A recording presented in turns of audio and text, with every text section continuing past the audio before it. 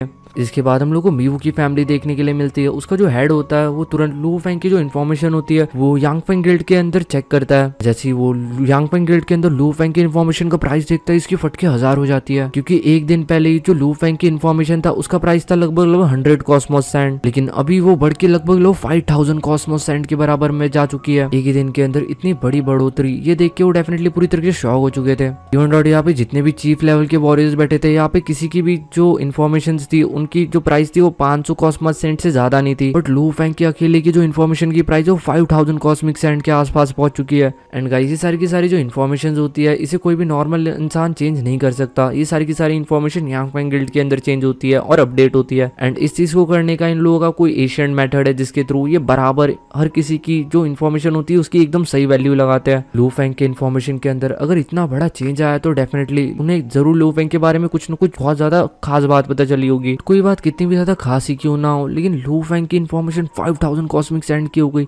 ये चीज देख के इन सबकी फट जाती है। फाइनली इन सभी लोगों को अपने ऊपर काफी ज्यादा प्रेशर फील होने लग गया था। उनको ऐसा लग रहा था कि वो किसी मॉन्स्टर से डील करने के लिए जा रहे हैं। इनमें से एक बंदा कहता है कि इवन जो यंग कैंग है उसने चॉज लॉर्ड लेवल के वॉरियर के बेटे को मार दिया था, जिसके बाद वो इधर से उधर भागता फिर रहा था, क्योंकि जो चॉज लॉर्ड था उसने उसके पीछे काफी सारे पावरफुल इटर्नल ट्रू गॉड्स की टोलियों को लगा दिया था। स्टिल आज तक ये जो चॉज लॉर्ड है ये पूरी तरीके से बचा हुआ है एंड आज तक इसे कोई भी नहीं पकड़ पाया। इसलिए जो बंदा है ये पूरे के पूरे हुआंग सिटी के अंदर और बाहर की कंट्रीज के अंदर काफी ज्यादा पॉपुलर हो चुका था। बट एट द एंड जो बंदा चॉज लेवल के वॉरियर से भी बच गया वो बंदा लॉर्ड लुए के केव के बाहर आके कैसे मर गया। एंड जो यंग कैंग है वो लू फेंग के केव के अंदर मरा। इस चीज के बारे में जो इन्फॉर्मेशन है इन्हें यांग फेंग गिल्ड से पता चली, जो कि उन्होंने 5000 कॉस्मिक सैंड में खरीदी थी।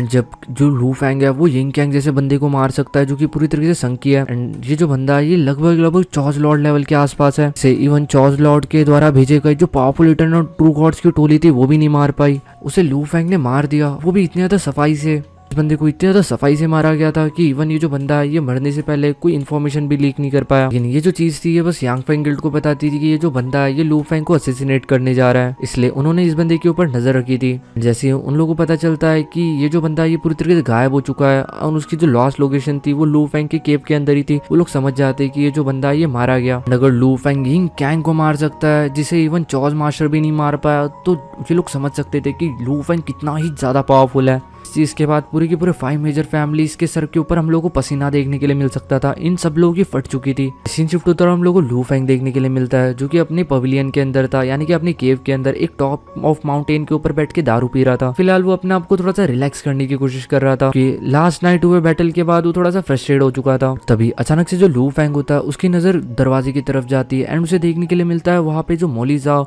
एंड जो सिटी लॉर्ड है वो दोनों के दोनों यहाँ पे मिलने के लिए आए। उससे समझ नहीं आ रहा था कि जो हुआंग लीजन का कमांडर है एंड जो सिटी लॉर्ड है ये दोनों के दोनों यहाँ पे उससे मिलने के लिए क्यों आया है, क्योंकि ये दोनों डेफिनेटली पूरे के पूरे सिटी के एलाइट्स हैं। इन दोनों को देखते ही जो लू फेंग होता है वो तुरंत क्विंग योंग को भेजता है कि जाओ और जाके दरवाजा खोलो। क्विंग योंग जो होता है वो दरवाजे पे ही खड़ा रहता है, वो एकदम से दरवाजा खोलता है और इन दोनों को ग्रीट करते हुए अंदर बुलाता है। मुयू क्विंग योंग इन दोनों को देखता है तो डेफिनेटली उसके सर पे थोड़े से पसीने आने लग जाते हैं और वो थोड़ा सा नर्वस हो जाता है, क्योंकि आफ्टर ऑल वो बस एक ट्रू गॉड था। उसे भरोसा नहीं हो रहा था कि उसके जो मास्टर है वो इतने ज्यादा पावरफुल है कि इवन उससे मिलने के लिए जो पूरे के पूरे हुआंग सिटी के मोस्ट पावरफुल लोग है वो भी आ रहे हैं। एंड उसके बाद भी उसके जो मास्टर है उसने उसको भेजा इन लोगों को रिसीव करने के लिए एंड वो खुद नहीं आए। यही जो सेम चीज थी ये इन दोनों को भी चुभी थी। सिटी लॉर्ड को ये चीज पसंद नहीं आई थी कि जो लू फेंग है उसने अपने सर्वेंट को भेजा दरवाजा खोलने के लिए, बल्कि मू ली जाओ और लू फेंग इन दोनों के स्ट्रेंथ के अंदर कोई ज्यादा फर्क नहीं। बट स्टिल उसके बाद भी ये लोग सारी बातों को इग्नोर करके लू फेंग की तरफ चले जाते हैं, उस पहाड़ की तरफ। ये लोग देखते हैं कि वहाँ पे एक पहाड़ के ऊपर एक बड़ा सा महल टाइप में बना हुआ था एंड उस महल के अंदर लू फेंग बैठा हुआ था एंड बैठ के दारू पी रहा था। जैसे ये लोग अंदर आते हैं ये लोग लू फेंग को ग्रीट करते हैं। लू फेंग कैजुअली इन लोगों की तरफ देख लेता है और इन लोगों को बैठने का आदेश दे देता है। लू फेंग इन लोगों के साथ ऐसा ट्रीट कर रहा था जैसे कि वो कहीं का राजा हो और ये लोग ऐसी सिपाही विपाही है जो कि उससे मिलने के लिए आया है। लू फेंग अपने सर्वेंट के थ्रू उन लोगों को ड्रिंक सर्व कराता है। के बाद वो उन लोगों की तरफ देखते हुए कहता है कि सिटी लॉर्ड और कमांडर चीफ आप दोनों यहाँ पे, आप दोनों सही में मेरे से मिलने के लिए आए, आप मेरी इतनी ज्यादा वैल्यू करते हो, मुझे अच्छा लगा। जो सिटी लॉर्ड होता है यानी कि लॉर्ड युआंग वो कहता है मीवुकी ने जो कुछ भी किया वो इंडीड हमारी गलती थी, बस हमें एक चीज कहना चाहेंगे कि हम लोग पूरी तरीके से सारे के सारे इटर्नल ट्रू गॉड्स को नहीं कंट्रोल कर सकते जो कि सिटी के अंदर है। ये काफी ज्यादा अच्छी बात है कि जो लॉर्ड लू है उन्होंने सही टाइम पे एक्शन लिया, मीवुकी को मार दिया। एंड इस चीज से डेफिनेटली जो 5 मेजर फैमिलीज है उन लोगों की भी फट चुकी है एंड साथ ही साथ जो 5 मेजर फैमिलीज है उन्हें भी अपनी गलती रियलाइज हो चुकी है। इसलिए वो लॉर्ड लुए को थैंक्स कहना चाहती है। साथ ही साथ पूरी की पूरी 5 मेजर फैमिली आपको प्रेस कर रही थी कि लॉर्ड लुए ने काफी अच्छा काम किया है उस बंदे को मार के, एंड अगर ऐसी चीज फ्यूचर के अंदर दोबारा हुई तो डेफिनेटली वो इस चीज के खिलाफ स्ट्रिक्ट एक्शन लेंगे। लू फेंग ये सारी चीजें सुन के पूरी तरीके से सरप्राइज हो जाता है, उसे भरोसा नहीं हो रहा था अपने कानों के ऊपर, बिकॉज कल तक ये सभी लोग के लू फेंग से कह रहे थे कि उसे 5 मेजर फैमिली से पंगा नहीं लेना चाहिए, उसके लिए गलत होगा, 5 मेजर फैमिली ये कर देगी, 5 मेजर फैमिली वो कर देगी, एंड आज ये लोग आके खुद 5 मेजर फैमिलीज की तरफ लू फेंग को ग्रेट करने के लिए आए। साथ ही साथ जो 5 मेजर फैमिलीज है उन्होंने ना अपना गुस्सा थूक लिया और लू फेंग के साथ वो अभी दोस्ती करना चाहते हैं। साथ ही साथ लू फेंग ने उनकी इतनी ज्यादा बेइज्जती की थी, उसके बाद भी वो लू फेंग को इन सब चीजों के लिए थैंक्स कहना चाहता है। डेफिनेटली ये सारी की सारी चीजें लू फेंग के थोड़े से सर के ऊपर से जा रही थी। भाई जो हुआंग लॉर्ड होता है वो लू फेंग की तरफ एक जेड बॉटल ऑफर करते हुए कहता है 5 मेजर फैमिलीज की तरफ से ये आपके लिए एक कंपनसेशन गिफ्ट है, मैं होप करता हूँ कि इसे लेने के बाद जो भी हमारे और आपके बीच में छोटे मोटे डिस्प्यूट्स है या फिर छोटी मोटी हेट्रेड है वो पूरी तरीके से सॉल्व हो जाएगी। लू फेंग वो जेड बॉटल ले लेता है, एंड जैसे ही वो जेड बॉटल के अंदर दिखता है तो वो सरप्राइज हो जाता है कि उस जेड बॉटल के अंदर एक पेल व्हाइट कलर का लिक्विड था जो कि लगभग एक छोटे से लेक की तरह दिख रहा था, एंड ये जो लिक्विड था ये एक्चुअली एक बीस्ट का ब्लड था जो कि यू टेरिटरी के अंदर काफी ज्यादा फेमस है एंड यू स्टेट के अंदर काफी ज्यादा टेरिफाइंग है। इसके थ्रू कॉम्प्रहेंशन किया जाए तो ये अपनी बॉडी के अंदर पूरी तरीके से मर्ज हो जाता है और चॉस को और अच्छे से कंट्रोल करने में हेल्प करता है और कॉम्प्रहेंशन को और बहुत ज्यादा बढ़ा देता है। लू फेंग ने इस बॉटल की जो प्राइस है वो लगभग अंदाजा लगा ली थी कि इस बॉटल की प्राइस लगभग 1 मिलियन कॉस्मिक सैंड के आसपास जरूर होगी। लू फेंग अभी भी काफी ज्यादा सरप्राइज होता है और उसे कुछ भी समझ नहीं आ रहा था। तभी जो मूलीजा होता है वो कहता है लॉर्ड लुए आप जो कुछ भी सुन रहे हो ये सही है, अगर आगे से वापिस से ऐसी कोई गलती होती है तो आप अपने हिसाब से डील कर सकते हो अकॉर्डिंग टू यू किंगडम के लॉज। लू फेंग हंसते हुए कहता है कि तुम दोनों ने मुझे पूरी तरीके से कंफ्यूज कर दिया है। कल तक एक बंदा आके मुझसे कह रहा था कि 5 मेजर फैमिलीज इतनी ज्यादा आसानी से गिव अप नहीं करने वाली और वो मेरे पीछे ये लगा देगी वो लगा देगी, और एकदम से ये जो मोली मैंग होता है वो थोड़ा सा एम्बेरेस सा फील करता है क्योंकि वो 5 मेजर फैमिलीज को काफी अच्छी तरीके से जानता था कि वो कभी भी इस तरीके से गिव अप नहीं करने वाली। हुआंग लॉर्ड कहता है कि देखो एट द एंड स्ट्रेंथ के सामने सभी लोगों को झुकना पड़ता है। के बाद मूलीजा होता है वो लू फेंग से कहता है कि इस वक्त जो तुम्हारी इन्फॉर्मेशन है उसकी जो कॉस्ट है वो लगभग 5000 कॉस्मिक सैंड तक पहुंच चुकी है, एंड इस चीज के कारण डेफिनेटली जो 5 मेजर फैमिलीज है वो काफी ज्यादा अतरा रही है। अभी उनमें से अभी कोई भी आपसे पंगा नहीं लेना चाहता क्योंकि इवन 5 मेजर फैमिलीज और सिटी लॉर्ड मेंशन इनमें से किसी के अंदर किसी की भी इंफॉर्मेशन की इतनी ज्यादा प्राइस नहीं है। इसका बस एक ही मतलब बनता है कि जो लॉर्ड लू है वो पूरी की पूरी हुआंग सिटी के अंदर शायद से one of the most powerful है, एंड वो 5 मेजर फैमिलीज और हुआंग लॉर्ड इन लोगों के भी ऊपर स्टैंड आउट करता है। इस तरीके से फाइनली जो लू फेंग है वो पूरे के पूरे हुआंग सिटी के अंदर का टॉप वॉरियर बन चुका था। पहले हुआंग सिटी के अंदर जो यांग फेंग गिल्ड था वो सबसे ज्यादा टॉप के ऊपर रहा करता था, लेकिन अभी यांग फेंग गिल्ड के साथ साथ लू फेंग भी था जो कि अभी हुआंग सिटी के अंदर सबसे ज्यादा टॉप पोजीशन को डिस्क्राइब करता था। क्योंकि जो लू फेंग था अब तक उसने कोई भी चीज गलत नहीं की, इसलिए जो 5 मेजर फैमिलीज है वो किसी अपने एंसिस्टर को भी नहीं बुला सकती लू फेंग को मारने के लिए, तो उनको डेफिनेटली लू फेंग को टॉलरेट करना पड़ेगा। एंड अभी फाइनली जो लू फेंग है वो पूरी की पूरी हुआंग सिटी के अंदर टॉप पोजीशन ऑक्यूपाई कर चुका है यांग फेंग गिल्ड के बाद। लू फेंग को पता चलता है कि जो लू फेंग की कंप्लीट इंटेलिजेंस है उसकी जो प्राइस है वो 5000 कॉस्मिक सैंड है। इवन वो भी काफी ज्यादा सरप्राइज हो जाता है। जो मॉली मैंग होता है वो लू फेंग को समझाते हुए कहता है ये यिंग कैंग के कारण हो रहा है कि लॉर्ड लू ने यिंग कैंग को जितनी ज्यादा सफाई से मारा है उतनी ज्यादा सफाई से इवन 5 मेजर फैमिलीज और बाकी कोई भी उनको नहीं मार सकता था। उनको मारना तो दूर की बात है, इवन उनको सप्रेस करने में ही पान फट जाती। जिसके तुरंत बाद जो लू फेंग होता है वो यांग फेंग गिल्ड के अंदर थोड़ी बहुत इंटेलिजेंस देखता है एंड उसे सडनली रियलाइज होता है कि उसने एक बहुत बड़ी गलती कर दी। एक्चुअली में जो एशिशियन था यिंग कैंग इसके नाम के ऊपर भी एक अच्छी खासी बाउंटी लगी हुई थी जो कि लू फेंग आराम से क्लेम कर सकता था इसको मारने के बाद, बट लू फेंग ने ऐसा कोई मिशन एक्सेप्ट ही नहीं किया था। And at the end Ying Kang लू फेंग के हाथों के द्वारा मारा गया। यिंग कैंग के नाम के ऊपर जो भी बाउंटी का प्राइस लगा हुआ था वो उनके ओनर्स को वापस से रिफंड कर दिया गया 10% काटने के बाद। वैसे भी जो लू फेंग है उसे घंटा किसी से कोई फर्क नहीं पड़ता, हुआंग सिटी के अंदर वो बस रिवॉर्ड्स के पीछे भागता है। तो वही जो सिटी लॉर्ड मेंशन और बाकी सब लोग थे उन्होंने इस चीज को भी लू फेंग को थोड़ा सा बड़ा चढ़ा के बोल दिया था, यानी कि इनको ऐसा लग रहा था कि लू फेंग ने ये सब चीजें जानबूझ के की। लू फेंग को यांग कैंग को मारने के बाद मिलने वाले अवार्ड से कोई भी फर्क नहीं पड़ता कि यांग कैंग के सर के ऊपर लगभग 1 मिलियन सैंड की बाउंटी लगी हुई थी। तो उन्हें ये नहीं पता था कि इवन लू फेंग को खुद को भी नहीं पता था कि उसके सर के ऊपर बाउंटी है, एंड लू फेंग ने उसे गलती से मार दिया था जो कि डेफिनेटली आप लोगों को पता है कि किसने मारा है। के बाद एट द एंड वो जो सिटी लॉर्ड होता है वो बस लू फेंग को यही कहता है कि हम फूड किंगडम के साथ सब लोग मिलके डील करते हैं, बिकॉज फूड किंगडम जो है वो एक अलग ही ब्रांच है जिसका किसी के साथ नहीं बनता, यानी कि ना 5 मेजर फैमिलीज के साथ बनता है एंड ना ही सिटी लॉर्ड मेंशन के साथ बनता है। एंड लोगों की जो दुश्मनी है वो जन्मों जन्मों की है। वो लोग इस फाइट के अंदर लू फेंग को अपने साइड में लेना चाहते थे। वैसे भी जो लू फेंग था वो भी फाइट किंगडम से काफी ना नफरत करता था। सिटी लॉर्ड कहता है कि अगर लू फेंग उनकी मदद करेगा फाइट किंगडम की कॉन्फ्लिक्ट्स को सॉर्ट आउट करने के लिए तो डेफिनेटली उनको काफी सारे रिवॉर्ड्स मिलेंगे उनके हायर अप से। बट लू फेंग के सामने इतनी सारी बकीती पेलने के बाद भी एट द एंड जो लू फेंग होता है वो कहता है अभी तुम यहाँ से जा सकते हो। जैसे ये दोनों ये चीज सुनते ही काफी तो शॉक हो जाता है, लेकिन फिर भी ये लोग शांत रहते हैं एंड फिर वो लोग कहते हैं कि हमें माफ करना कि हमने आपको डिस्टर्ब किया। इसके बाद ये लू फेंग को गुड बाय करते हैं और यहाँ से चले जाते हैं। बट जो लू फेंग होता है वो इन लोगों की तरफ देखता तक नहीं है। मतलब आप देख सकते हो कि सिटी लॉर्ड मेंशन का जो चीफ है हुआंग लॉर्ड वो खुद लू फेंग से मिलने के लिए आया, लेकिन उसके बाद भी जो लू फेंग है उसको झाट फर्क नहीं पड़ता। लू फेंग ने इन लोगों को इतना था बेइज्जत और इतना था इग्नोर कर दिया था कि इतना था इग्नोर होने के बाद भी ये लोग कुछ नहीं कहते और शांति से उठ के चले जाते हैं। लू फेंग के गेट के बाहर निकलने के बाद जो लॉर्ड हुआंग होता है उसको काफी ज्यादा गुस्सा आ रहा होता है लू फेंग के ऊपर, बट एट द एंड वो कुछ भी नहीं कर सकता था। वो एक लंबी सांस लेता है और अपने गुस्से को दबा लेता है, क्योंकि एट द एंड जो लू फेंग है वो फाइनली पूरी की पूरी हुआंग सिटी का सेकंड पिलर बन चुका था। मतलब ना 5 मेजर फैमिली उसका कुछ बिगाड़ सकती थी और ना सिटी लॉर्ड मेंशन। लू फेंग का जो आइडेंटिटी है वो लगभग यांग फेंग गिल्ड के बराबर में हो चुका था। जो मू युंग क्यांग था वो बुरी तरीके से कांप रहा था। जिस तरीके से उसने अपने मास्टर का बिहेवियर देखा था इन बड़े बड़े लोगों को लेके, वो बुरी तरीके से डर चुका था। उसने अपनी जिंदगी के अंदर नहीं सोचा था कि जो उसके मास्टर है वो हुआंग सिटी के लॉर्ड के साथ इस तरीके से बिहेव करेंगे। इतना था बुरा तरीके से बिहेव करने के बाद भी जो हुआंग सिटी के लॉर्ड एंड ये लोग हैं इन लोगों ने उसे कुछ भी नहीं कहा, बल्कि एट द एंड ये लोग अपना गुस्सा दबा के एंड छोटा सा मुंह करके यहाँ से चले गए। इस चीज से उसको अपने मास्टर की पावर का अंदाजा लग चुका था।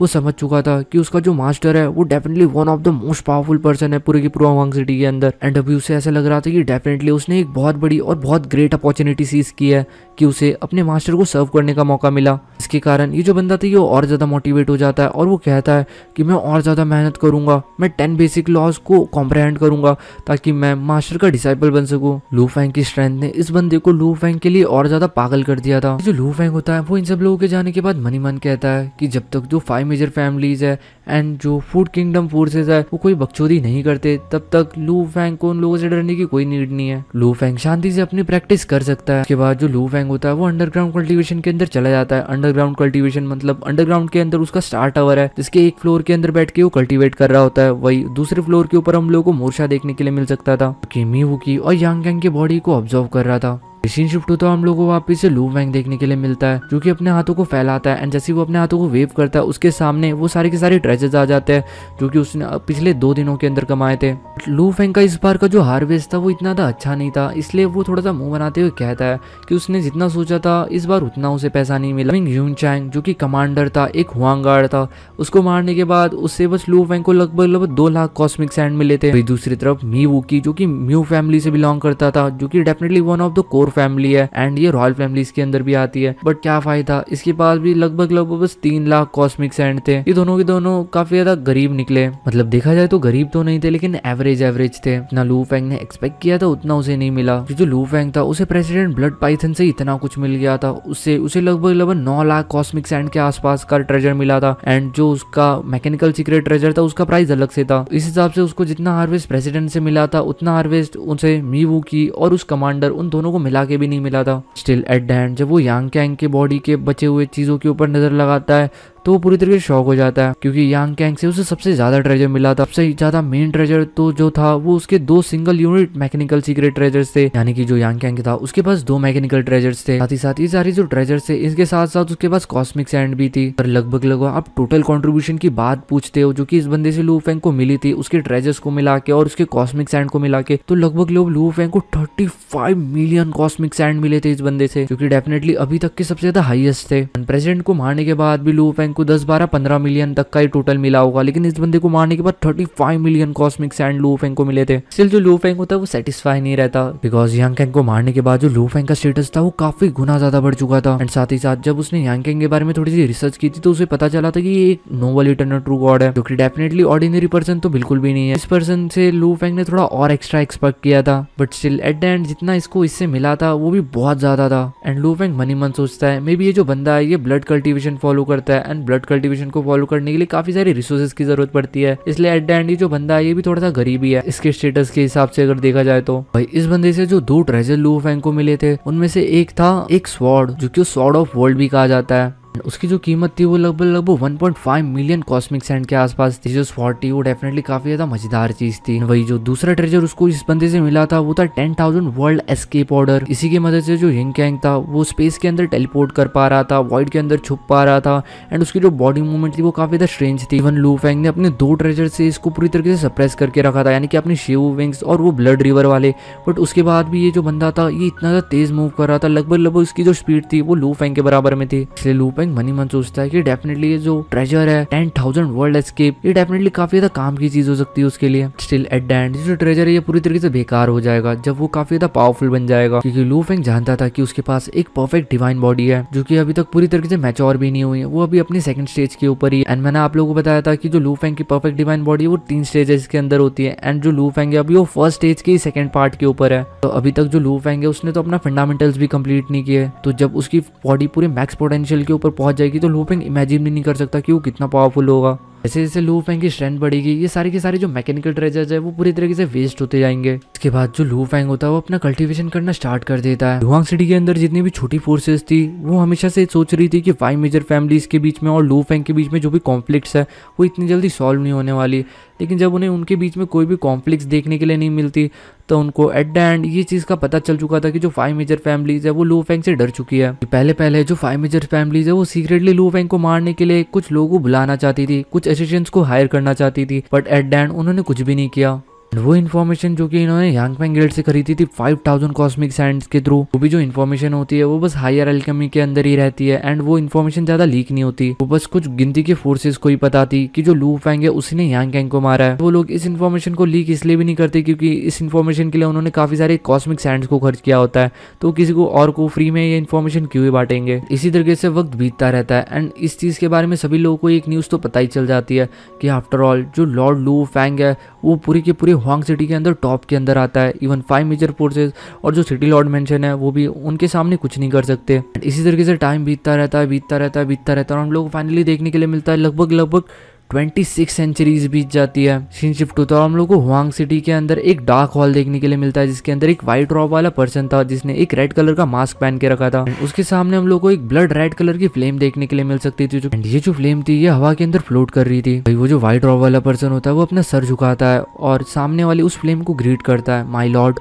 हम लोग को पता चलता है जो व्हाइट रॉब वाला पर्सन है ये जियो यून है जिसके ऊपर यांग फैंग गिल्ड के अंदर सबसे ज्यादा हाईएस्ट बोली लगी हुई है। गाइस यांग फैंग गिल्ड नहीं, यांग फैंग हेडक्वार्टर है जो कि हुआंग सिटी के अंदर है। असल में जो यांग फैंग गिल्ड है वो काफी ज्यादा बड़ी है। हुआंग सिटी के अंदर जो ब्रांच है उसी के अंदर बस यूयोंग के ऊपर बोली लगी हुई है। अगर आप किसी और ब्रांच के अंदर जाते हो यांग फैंग गिल्ड के तो हो सकता है कि वहाँ पे किसी और पर्सन के ऊपर बोली लगी हो एंड उस बंदे का जो आइडेंटिटी है वो इवन इस बंदे से भी ज्यादा बड़ा हो एंड इस बंदे से भी बहुत ज्यादा बड़ी बोली लगी हो। ऐसा मत समझना कि जूजिन का नाम सबसे ज्यादा टॉप पे है इसका मतलब ये बंदा कहीं का बाप है। डेफिनेटली हुआंग सिटी के अंदर one of the most powerful person है जिसे आप लगभग लू फैंग के बराबर में समझ सकते हो। एट द एंड ये जो बंदा है ये ना घर का और ना घाट का है, तरीके से आप समझ सकते हो कि ये फूड किंगडम के लिए काम करता है। एंड ये जो बंदा था जूजिन इसी का नाम ब्लड क्लाउड डिवाइन लॉर्ड था एंड इसको एक ऑर्डर दिया गया था कि इसको पूरी की पूरी हुआंग सिटी की फॉर्मेशन डायग्राम को ढूंढ निकालना था, यानी कि उसे उस पूरी चीज के बारे में एक इन्फॉर्मेशन निकालनी थी। बट ये जो बंदा था वो ये चीज करने में पूरी तरीके से फेल हो चुका था क्योंकि जो हुआंग सिटी वो काफी ज्यादा बड़ी सिटी है। इसे बनाने वाला जो भी वेपन रिफाइनर था इवन उसको भी पूरी की पूरी हुआंग सिटी के बारे में नहीं पता था कि हुआंग सिटी को किसी एक वेपन रिफाइनर ने नहीं बनाया था, इसे काफी सारे वेपन रिफाइनर ने मिल के बनाया था। तो जिस वेपन रिफाइनर को ब्लड क्लाउड डिवाइन लॉर्ड जानता था उसके थ्रू भी उसको बस छोटी सी इन्फॉर्मेशन ही मिली थी। गाइस इस चीज से आप अंदाजा लगा सकते हो कि अगर ये हुआंग सिटी की फॉर्मेशंस के बारे में अगर इन्फॉर्मेशन निकाल रहे हैं तो डेफिनेटली इन लोगों की थोड़ी बहुत इल इंटेंशंस है हुआंग सिटी के लिए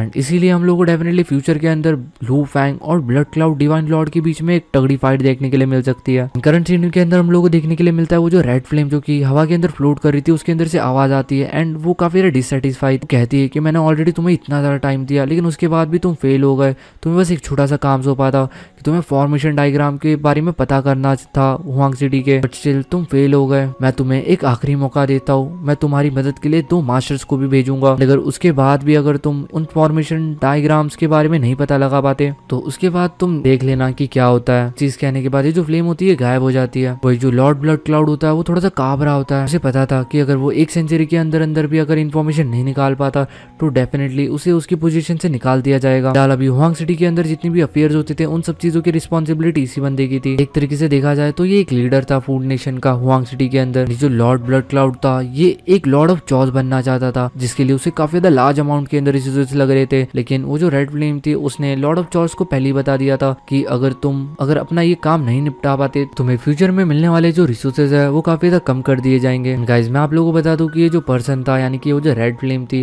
वो एक्चुअल में मार्किस था। गाइस जो मार्किस है वो एक एशियंट लॉर्ड है, मतलब वो एक चॉस लॉर्ड लेवल का ही वॉरियर है, लेकिन वो एक एशियंट चॉस लॉर्ड लेवल का वॉरियर है। इसके लिए ब्लड क्लाउड को मारना कोई ज्यादा बड़ी बात नहीं है, वो चुटकी बजाएगा और ये बंदा जगह पे खत्म हो जाएगा। बट इस वक्त जो मार्किस है उसे पूरी की पूरी हुआंग सिटी के बारे में इन्फॉर्मेशन चाहिए, जिसके लिए वो काफी ज्यादा परेशान हो रहा है। इसलिए वो इवन जो ब्लड क्लाउड है उसकी मदद करने के लिए 2 और हेल्पर्स को भेजने जा रहा है उसके लिए। इस चीज से जो ब्लड क्लाउड होता है वो अंदाजा लगा लेता है कि मार्किस के लिए इस वक्त इस पूरी की पूरी सिटी की इन्फॉर्मेशन निकालना कितना ज्यादा जरूरी है। सिटी की बैटल फॉर्मेशंस के बारे में इन्फॉर्मेशन निकालने का तो बस एक ही मतलब बनता है कि इस बंदे के इल इंटेंशंस है सिटी को लेके। सीन शिफ्ट होता है और हम लोग को वापस से लू फैंग का केव देखने के लिए मिलता है, जहाँ पे थोड़ी सी बर्फ गिर रही थी आसमान से। जो लू फैंग होता है उसका कॉम्प्रिहेंशन इतना ज्यादा बढ़ चुका था कि जो आसमान से बर्फ गिर रही थी उसके अंदर भी लू फैंग उस बर्फ का पूरा स्ट्रक्चर देख सकता था। लू फैंग का वो जो बर्फ का स्नो फ्लैक्स था उसके अंदर पूरा का पूरा एक फॉर्मेशन डायग्राम दिख रहा था। जो लू फैंग था वो थोड़ा सा डिससेटिस्फाई था कि उसका जो कॉम्प्रिहेंशन का स्पीड था वो धीरे धीरे करके कम होते जा रहा था। एट द एंड जो लू फैंग था वो धीरे धीरे करके अपने पीक लेवल के ऊपर पहुंचते जा रहा था। उसके बाद जो लू फैंग होता है वो माउंटेन के नीचे अपने सर्वेंट को देखता है, मो युकिंग को,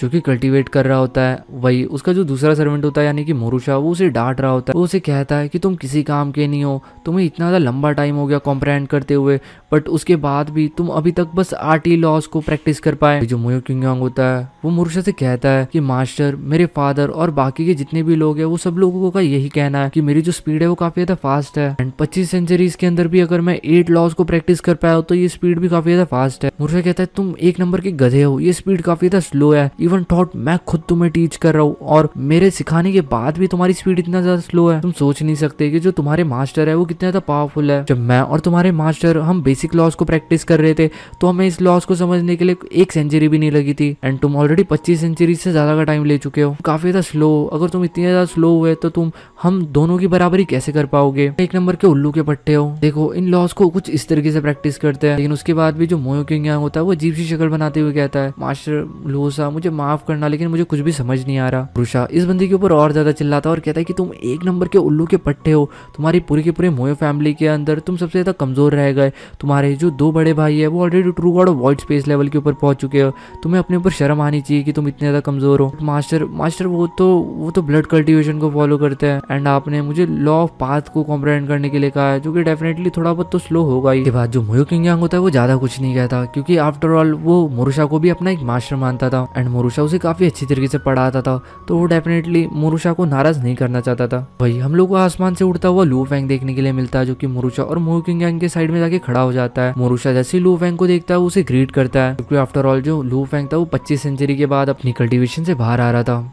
फैंग उन दोनों की तरफ देखता है और कहता है कि मेरे साथ चलो। वही सीन शिफ्ट होता है, हम लोगों को वापस से फायर एलम रेस्टोरेंट देखने के लिए मिलता है, जिसके अंदर हम लोग को सीयूजी देखने के लिए मिल सकता था, जो कि फाइनली एक वाइट ट्रू गॉड बन चुका था। सीयूजी पहले के कंपैरिजन के अंदर अभी थोड़ा सा बदल चुका था, उसकी जो स्किल्स थी वो भी काफी ज्यादा अच्छी हो चुकी थी, एंड वो डेफिनेटली अपने रेस्टोरेंट का टॉप शेफ्स के अंदर से एक आता था। हम लोग को सियो जॉन भी देखने के लिए मिल सकता था, जो कि सीयूजी का भाई था, और जो सियो जॉन था वो भी एक वाइट ट्रू गॉड था और वो एक अच्छे खासे लेवल के ऊपर पहुंच चुका था। सियो जॉन जो था वो अपने साथ कुछ और गेस्ट को लेके आया था, वो इन सारे गेस्ट को अपने भाई से मिलवाना चाहता था, एंड साथ ही साथ उसके हाथों का खाना खिलाना चाहता था, इसलिए आज उसने इन सभी लोगों को यहाँ पे पार्टी दी थी। जो शिवजॉन होता है वो शिवजी से कहता है कि तुम जल्दी जल्दी खाना बना के लेके आओ, एंड हाँ एक बार खाना वाना बन जाए और वाइन वगैरह सर्व हो जाए उसके बाद तुम भी हमारे साथ बैठ के खा लेना, मैं तुम्हें इन सभी लोगों से मिलवाना चाहता हूँ। जो सुनयुन था, जैसे कि मैंने आप लोगों को बताया कि जो बंदा है ऑलरेडी एक वाइट ट्रू गॉड बन चुका है और इसने एक फोर्स ज्वाइन कर लिया, एंड उस फोर्स का नाम है क्विंचन टावर।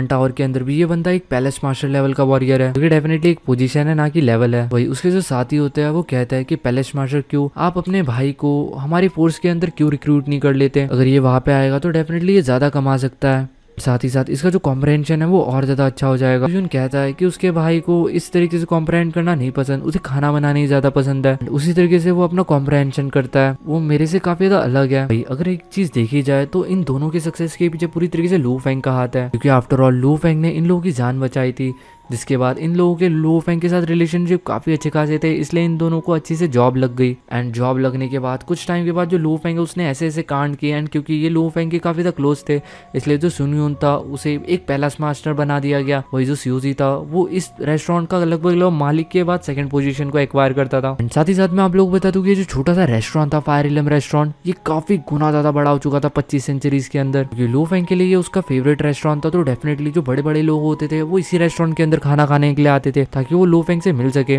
देखा जाए तो ये जो सुनयून है ये आज भी यहाँ पे लू फेंग से मिलने के लिए आया था। फाइनली कुछ टाइम के बाद हम लोग को यहाँ पे लू फेंग देखने के लिए मिलता है। यहाँ पे बाकी के लोग लू फेंग को देखते हैं, यहाँ पे पूरे के पूरे फायर इलम रेस्टोरेंट का एकदम से नक्शा बदल जाता है, सबके सब इधर से उधर भागना शुरू कर देते हैं। अचानक से अंदर से इस रेस्टोरेंट का जो मालिक होता है ब्लैक बचर, वो भागते हुए आता है और लू फेंग को ग्रीट करते हैं कि लू फेंग यहाँ पे किसी चीफ गेस्ट से कम नहीं था। जो ब्लैक बचर होता है वो लू फेंग को काफी ज्यादा इज्जत के साथ ग्रीट करता है। जो लू फेंग होता है वो इसकी तरफ देखते हुए कहता है कि ये जो रेस्टोरेंट है ये काफी ज्यादा बड़ा हो चुका है, ये पहले के कंपैरिजन के अंदर काफी ज्यादा बेटर हो चुका है। ब्लैक बचर कहता है कि मास्टर आपको ये रेस्टोरेंट पसंद आया, मुझे काफी अच्छा लगा। ये सारी की सारी जितनी भी चीजें हुई है ये सारी की सारी चीजें लू फेंग के कारण ही हुई हैं, क्योंकि लू फेंग जब तक इसके रेस्टोरेंट के अंदर नहीं आता था, लू फेंग से पहले इसके जो दिन थे वो काफी ज्यादा खराब चलते थे। कभी कभी इसके बहुत बड़े बड़े लॉस हो जाते थे, तो कभी कभी वो जो इवल फैमिलीज के लोग होते थे वो इसके होटल के अंदर आके तोड़फोड़ कर देते थे। इवन टॉट इनके ऊपर जो टैक्सेस वगैरह इनको पे करने पड़ते थे वो भी इतने ज्यादा था कि इन लोगों की फटके 1000 हो जाती थी टैक्सेस पे करते करते। बट बस लू फेंग के कारण इन लोगों के सर के ऊपर से सारे के सारे टैक्सेस हट चुके थे। साथ ही साथ इनका ये जो रेस्टोरेंट था ये काफी गुना ज्यादा बड़ा हो चुका था, तभी ये अच्छे खासे पैसे कमा रहे थे यहाँ पे।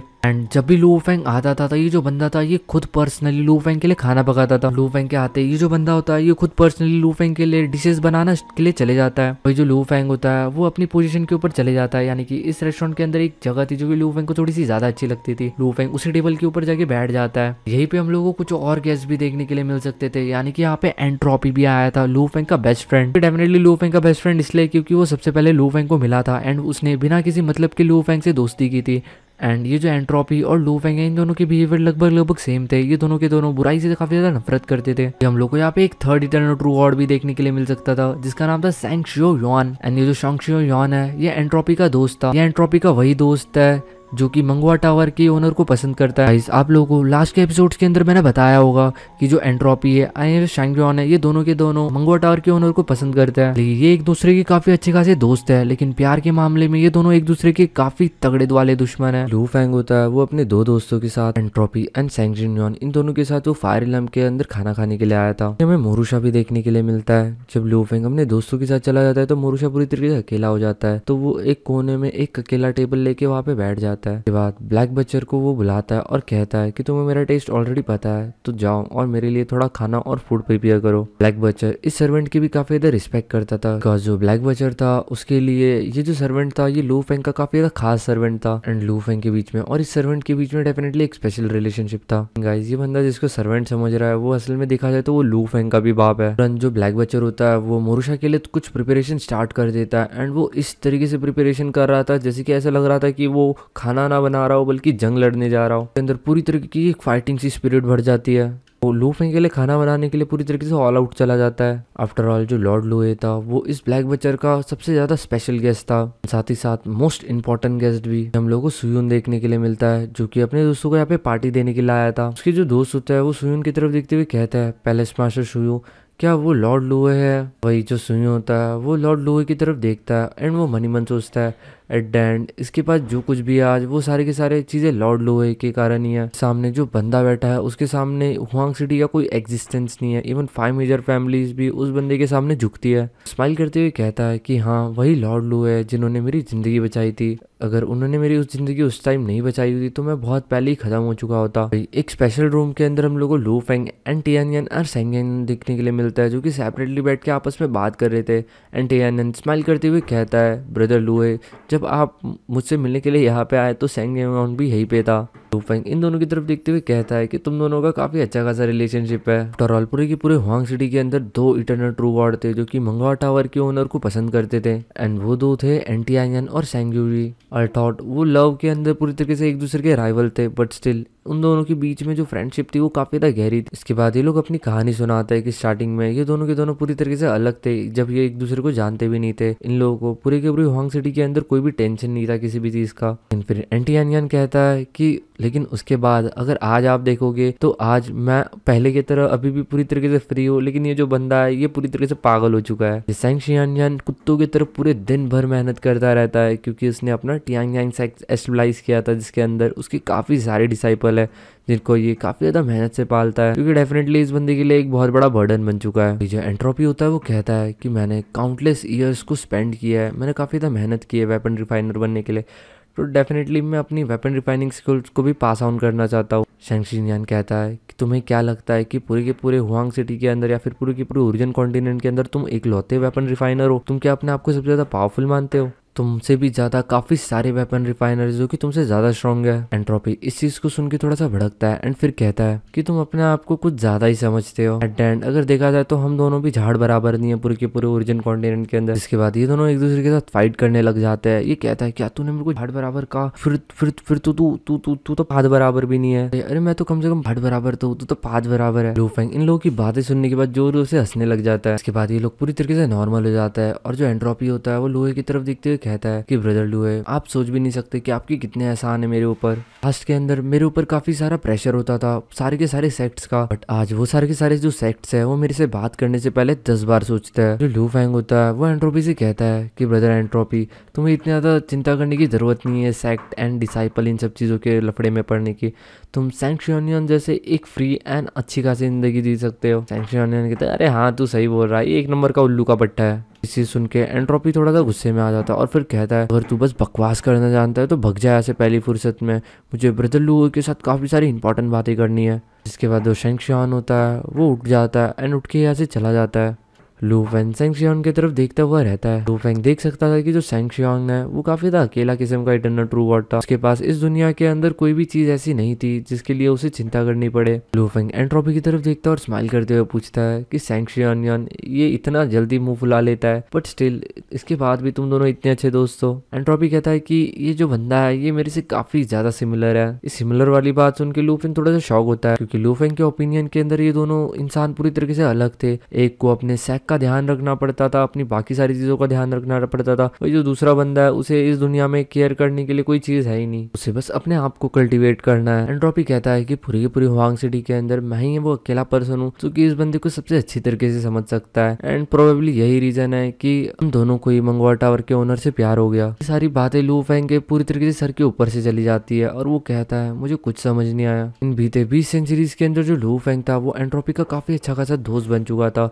लू फेंग एंट्रोपी को काफी ज्यादा पसंद करता था बिकॉज जब लू फेंग यहाँ पे आया था तो वो काफी ज्यादा कमजोर था, लेकिन स्टिल जो एंट्रोपी है उसने उसकी मदद की थी एंड साथ ही साथ जो एंट्रोपी था वो भी बुराई से सख्त नफरत करता था एंड ये दिल का काफी ज्यादा साफ और अच्छा इंसान था। तभी अचानक से उन्हें काफी ज्यादा पावरफुल फ्लक्चुएशंस फील होने लग जाती है एंड एक जोर का धमाका होता है। लू फेंग और एंट्रोपी एकदम से सरप्राइज हो जाते हैं और वो उस डायरेक्शन में देखते हैं जहाँ पे ये धमाका हुआ। लू फेंग देख के काफी ज्यादा शॉक होता है कि ये जो धमाका है ये एक्चुअली ब्लैक बचर के द्वारा किया गया है जो कि फायर स्टॉर्म का एक मालिक है। इसलिए जो ब्लैक बचर था भी एक इटरनल ट्रू गॉड था एंड ये जिस तरीके से अपने डिवाइन तरीके से लू फेंग के लिए खाना प्रिपेयर कर रहा था ऐसा लग रहा था कि वो खाना ना बना रहा हो बल्कि जंग लड़ रहा हो एंड उसी के कारण इतनी सारी पावरफुल फ्लक्चुएशंस क्रिएट हो रही थी। लू फेंग जब इससे खाना बनाने के तरीके देखता है तो डेफिनेटली वो मन ही मन सोचता है पता नहीं इसका खाना पहले इतना ज़्यादा टेस्टी लगता था अभी इसका खाना और ज्यादा टेस्टी हो चुका होगा क्योंकि इसके अंदर एक छोटा सा जंग का स्वाद मिल चुका है। जैसे कि आप लोगों को बताया कि लू फेंग फाइट करने से कितना ज्यादा ऑब्सेस्ड है। तो जैसे कि गाइस आप लोगों ने लास्ट एपिसोड के अंदर देख लिया था जो लू फेंग होता है वो अपने दो दोस्तों के साथ एंट्रोपी एंड सैंग शियानयान इन दोनों के साथ वो फायर इलम के अंदर खाना खाने के लिए आया था। हमें मोरूशा भी देखने के लिए मिलता है। जब लू फेंग अपने दोस्तों के साथ चला जाता है तो मोरूशा पूरी तरीके से अकेला हो जाता है तो वो एक कोने में एक अकेला टेबल लेके वहाँ पे बैठ जाता है। उसके बाद ब्लैक बचर को वो बुलाता है और कहता है कि तुम्हें मेरा टेस्ट ऑलरेडी पता है तो जाओ और मेरे लिए थोड़ा खाना और फूड प्रिपेयर करो। ब्लैक बचर इस सर्वेंट की भी काफी ज्यादा रिस्पेक्ट करता था बिकॉज जो ब्लैक बचर था उसके लिए ये जो सर्वेंट था ये लू फेंग का काफी ज्यादा खास सर्वेंट था एंड लू फेंग के बीच में और इस सर्वेंट के बीच में डेफिनेटली एक स्पेशल रिलेशनशिप था। गाइस ये बंदा जिसको सर्वेंट समझ रहा है वो असल में देखा जाए तो वो लू फेंग का भी बाप है। तुरंत जो ब्लैक बचर होता है वो मोरूशा के लिए कुछ प्रिपरेशन स्टार्ट कर देता है एंड वो इस तरीके से प्रिपरेशन कर रहा था जैसे कि ऐसा लग रहा था कि वो खाना ना बना रहा हो बल्कि जंग लड़ने जा रहा हो। अंदर पूरी तरीके की एक फाइटिंग सी स्पिरिट भर जाती है। वो लू फेंग के लिए खाना बनाने के लिए पूरी तरीके से ऑल आउट चला जाता है। आफ्टर ऑल जो लॉर्ड लूए था वो इस ब्लैक बचर का सबसे ज्यादा स्पेशल गेस्ट था, साथ ही साथ मोस्ट इम्पोर्टेंट गेस्ट भी। हम लोगों को सुयून देखने के लिए मिलता है जो कि अपने दोस्तों को यहाँ पे पार्टी देने के लिए आया था। उसके जो दोस्त होता है वो सुयून की तरफ देखते हुए कहता है पैलेस मास्टर सुयू क्या वो लॉर्ड लुए है? वही जो सुनियो होता है वो लॉर्ड लुए की तरफ देखता है एंड वो मनी मन सोचता है एट द एंड इसके पास जो कुछ भी है आज वो सारे के सारे चीजें लॉर्ड लुए के कारण ही है। सामने जो बंदा बैठा है उसके सामने हुआंग सिटी का कोई एग्जिस्टेंस नहीं है। इवन 5 मेजर फैमिलीज भी उस बंदे के सामने झुकती है। स्माइल करते हुए कहता है कि हाँ वही लॉर्ड लुए है जिन्होंने मेरी जिंदगी बचाई थी। अगर उन्होंने मेरी उस जिंदगी उस टाइम नहीं बचाई हुई तो मैं बहुत पहले ही खत्म हो चुका होता। एक स्पेशल रूम के अंदर हम लोग को लू फेंग एंड टियानियन और सेंगेन देखने के लिए मिलता है जो कि सेपरेटली बैठ के आपस में बात कर रहे थे। एंड टियानियन स्माइल करते हुए कहता है ब्रदर लुए जब आप मुझसे मिलने के लिए यहाँ पे आए तो सेंगेन भी यहीं पे था। लू फेंग इन दोनों की तरफ देखते हुए कहता है कि तुम दोनों का काफी अच्छा खासा रिलेशनशिप है। आफ्टर ऑल पूरे की पूरे हुआंग सिटी के अंदर 2 इटरनल ट्रू गॉड थे जो कि मंगवा टावर के ओनर को पसंद करते थे एंड वो 2 थे एंटियानियन और सेंग्यूरी। आई थॉट वो लव के अंदर पूरी तरीके से एक दूसरे के राइवल थे बट स्टिल उन दोनों के बीच में जो फ्रेंडशिप थी वो काफी ज्यादा गहरी थी। इसके बाद ये लोग अपनी कहानी सुनाते हैं कि स्टार्टिंग में ये दोनों के दोनों पूरी तरीके से अलग थे जब ये एक दूसरे को जानते भी नहीं थे। इन लोगों को पूरे के पूरे हुआंग सिटी के अंदर कोई भी टेंशन नहीं था किसी भी चीज का। लेकिन फिर एंटियानियन कहता है कि लेकिन उसके बाद अगर आज आप देखोगे तो आज मैं पहले की तरह अभी भी पूरी तरीके से फ्री हूँ लेकिन ये जो बंदा है ये पूरी तरीके से पागल हो चुका है। सेंग शियानयान कुत्तों की तरफ पूरे दिन भर मेहनत करता रहता है क्योंकि उसने अपना टियांग यांग सेक्ट एस्टेब्लाइज किया था जिसके अंदर उसकी काफी सारे डिसाइपल है जिनको ये काफी ज्यादा मेहनत से पालता है क्योंकि डेफिनेटली इस बंदे के लिए एक बहुत बड़ा बर्डन बन चुका है। जो एंट्रोपी होता है वो कहता है कि मैंने काउंटलेस ईयर्स को स्पेंड किया है, मैंने काफी ज्यादा मेहनत की है वेपन रिफाइनर बनने के लिए, तो डेफिनेटली मैं अपनी वेपन रिफाइनिंग स्किल्स को भी पास ऑन करना चाहता हूँ। शेंग शिनयान कहता है कि तुम्हें क्या लगता है कि पूरे के पूरे हुआंग सिटी के अंदर या फिर पूरे के पूरे ओरिजिन कॉन्टिनेंट के अंदर तुम इकलौते वेपन रिफाइनर हो? तुम क्या अपने आप को सबसे ज्यादा पावरफुल मानते हो? तुमसे भी ज्यादा काफी सारे वेपन रिफाइनर जो कि तुमसे ज्यादा स्ट्रॉन्ग है। एंट्रोपी इस चीज को सुन के थोड़ा सा भड़कता है एंड फिर कहता है कि तुम अपने आप को कुछ ज्यादा ही समझते हो। एट द एंड अगर देखा जाए तो हम दोनों भी झाड़ बराबर नहीं है पूरे के पूरे ओरिजिन कॉन्टिनेंट के अंदर। इसके बाद ये दोनों एक दूसरे के साथ फाइट करने लग जाते हैं। ये कहता है क्या तूने मेरे को झाड़ बराबर कहा? फिर तू तो पाद बराबर भी नहीं है। अरे मैं तो कम से कम भाड़ बराबर तो तू तो पाद बराबर है। लू फेंग इन लोगों की बातें सुनने के बाद जोर से हंसने लग जाता है। इसके बाद ये लोग पूरी तरीके से नॉर्मल हो जाता है और जो एंट्रोपी होता है वो लोहे की तरफ देखते हुए कहता है कि ब्रदर लुए आप सोच भी नहीं सकते कि आपके कितने एहसान है मेरे ऊपर। पास्ट के अंदर मेरे ऊपर काफी सारा प्रेशर होता था सारे के सारे सेक्ट्स का, बट आज वो सारे के सारे जो सेक्ट्स है वो मेरे से बात करने से पहले 10 बार सोचता है। जो लू फेंग होता है वो एंट्रोपी से कहता है कि ब्रदर एंट्रोपी तुम्हें इतनी ज्यादा चिंता करने की जरूरत नहीं है सेक्ट एंड डिसाइपल इन सब चीजों के लफड़े में पड़ने की। तुम सेंग शियानयान जैसे एक फ्री एंड अच्छी खासी जिंदगी जी सकते हो। सेंग शियानयान कहता है अरे हाँ तू सही बोल रहा है, ये एक नंबर का उल्लू का पट्टा है। इसी सुन के एंट्रोपी थोड़ा सा गुस्से में आ जाता है और फिर कहता है अगर तू बस बकवास करना जानता है तो भग जाए ऐसे पहली फुर्सत में, मुझे ब्रदर लू के साथ काफी सारी इंपॉर्टेंट बातें करनी है। इसके बाद जो शेंग शियान होता है वो उठ जाता है एंड उठ के यहाँ से चला जाता है। लू फेंग सेंग शियांग की तरफ देखता हुआ रहता है। लू फेंग देख सकता था कि जो सेंग शियांग है वो काफी ज्यादा अकेला किस्म का इटरनल ट्रू गॉड था। उसके पास इस दुनिया के अंदर कोई भी चीज ऐसी नहीं थी जिसके लिए उसे चिंता करनी पड़े। लू फेंग एंट्रोपी की तरफ देखता और स्माइल करते हुए पूछता है कि सेंग शियांग ये इतना जल्दी मुंह फुला लेता है बट स्टिल इसके बाद भी तुम दोनों इतने अच्छे दोस्त हो। एंट्रोपी कहता है कि ये जो बंदा है ये मेरे से काफी ज्यादा सिमिलर है। इस सिमिलर वाली बात सुन के लू फेंग थोड़ा सा शॉक होता है क्योंकि लू फेंग के ओपिनियन के अंदर ये दोनों इंसान पूरी तरीके से अलग थे। एक को अपने सेक का ध्यान रखना पड़ता था, अपनी बाकी सारी चीजों का ध्यान रखना पड़ता था। वही जो दूसरा बंदा है उसे इस दुनिया में केयर करने के लिए कोई चीज है ही नहीं, उसे बस अपने आप को कल्टीवेट करना है। एंट्रोपी कहता है कि पूरी की पूरी हुआंग सिटी के अंदर मैं ही वो अकेला पर्सन हूँ जो कि इस बंदे को सबसे अच्छी तरीके से समझ सकता है एंड प्रोबेबली यही रीजन है कि हम दोनों को ही मंगवा टावर के ओनर से प्यार हो गया। ये सारी बातें लू फेंग के पूरी तरीके से सर के ऊपर से चली जाती है और वो कहता है मुझे कुछ समझ नहीं आया। इन बीते 20 सेंचुरीज के अंदर जो लू फेंग था वो एंट्रोपी का काफी अच्छा खासा दोस्त बन चुका था।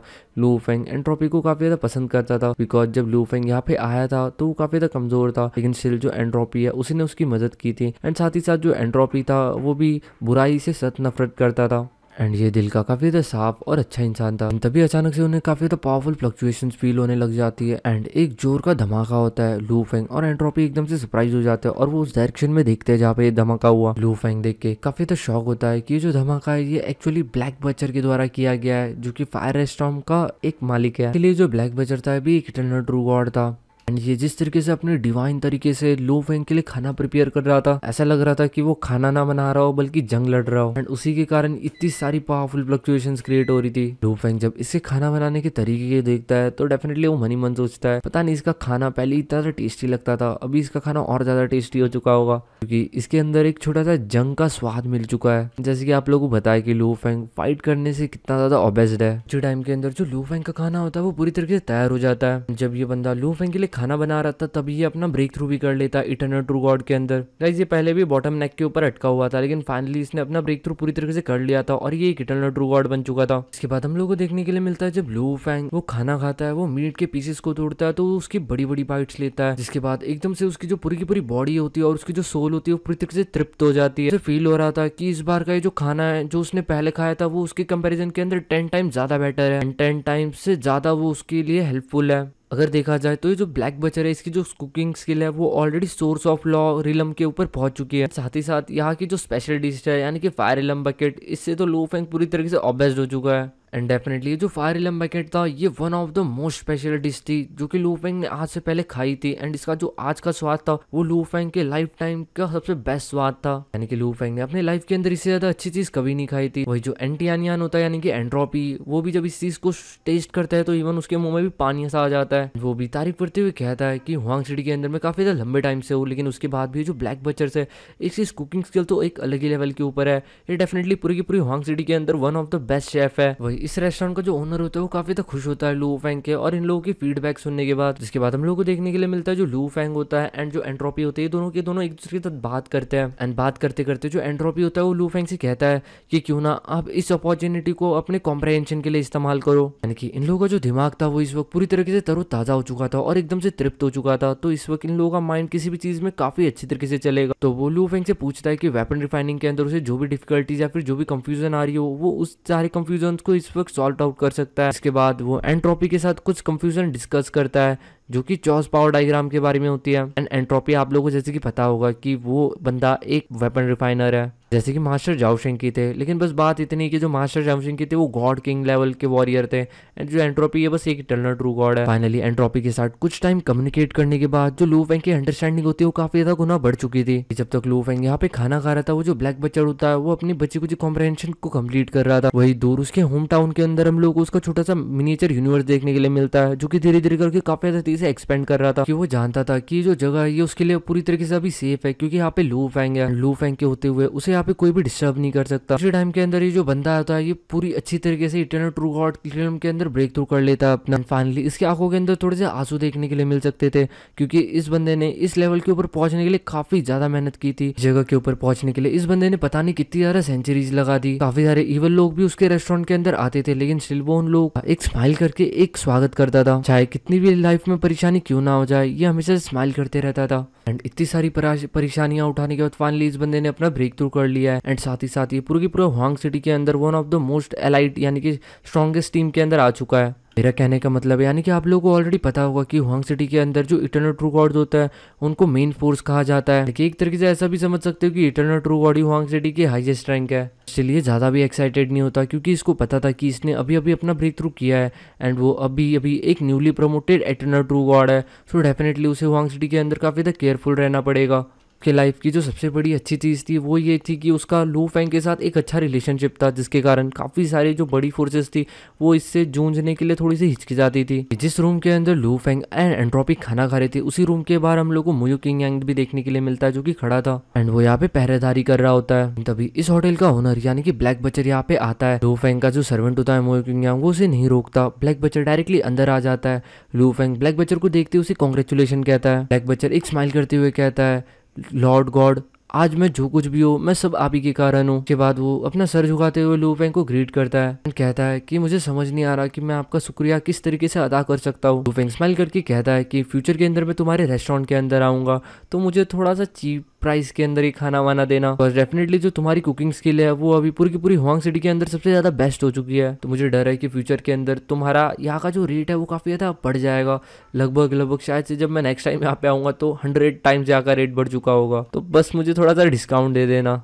ब्लैक बचर कहता है ये मेरे लिए काफी ज्यादा ऑनर की बात होगी कि जो लॉर्ड लू है वो मेरे रेस्टोरेंट के अंदर खाना खाने के लिए आएंगे, एंड आज के बाद आप जब भी यहाँ पे आते हो आपको कभी भी पे करने की कोई नीड नहीं है, आपके लिए ये जो रेस्टोरेंट है ये हमेशा हमेशा के लिए फ्री है। जो लू फेंग होता है वो स्माइल करते हुए कहता है चलो ठीक है ये डील रही, आज के बाद मैं तुम्हें 1 रुपया तक नहीं दूंगा। और ब्लैक बचर हंसने लग जाता है और कहता है डेफिनेटली ये मेरे लिए एक ओनर है। जो एंट्रोपी होता है वो ब्लैक बचर से कहता है कि ब्लैक बचर तुम काफी ज्यादा लकी हो। के बाद जो ब्लैक बचर होता है वो कहता है कि चलो ठीक है मैं अभी आप दोनों के लिए कुछ और डिशेस बना के लेके आता हूँ जो कि शायद से आपको पसंद आएगी। इसके बाद ब्लैक बचर यहाँ से चला जाता है। ब्लैक बचर के जाने के बाद जो एंट्रोपी होता है वो लू फेंग से पूछता है लॉर्ड लूए क्या आप सही में इस ब्लैक बचर को अपने लाइफ टाइम प्रोटेक्ट करोगे। लू फेंग कहता है कि पूरी की पूरे एंटायर हुआंग सिटी के अंदर इस बंदे की जो कुकिंग स्किल है वो डेफिनेटली मेरी सबसे ज्यादा फेवरेट है, एंड साथ ही जो बंदा है ये दिल का काफी ज्यादा अच्छा भी है एंड साफ भी है, मैं इसे प्रोटेक्ट करूंगा। ऐसा मत समझना कि मैं इसे प्रोटेक्ट कर रहा हूँ, मैं तो अपने खाने को प्रोटेक्ट कर रहा हूँ, बिकॉज इससे ज्यादा अच्छा खाना और मुझे कौन खिला सकता है। जो एंट्रोपी होता है वो स्माइल करता है और कहता है कि तुम काफी ज्यादा अच्छे दिल के इंसान हो, तुम हमेशा कमजोर लोगों की मदद करते हो, बट कुछ लोग जो इसी तरीके से मदद करते रहते हैं कभी ना कोई नुकसान तो होता ही है। लू फेंग कहता है कि मेरी जो काइंडनेस है यानी कि मेरा जो बिहेवियर है वो सामने वाले की बिहेवियर के ऊपर डिपेंड करता है। तभी जो एंट्रोपी होता है वो लू फेंग से पूछता है कि बाय द वे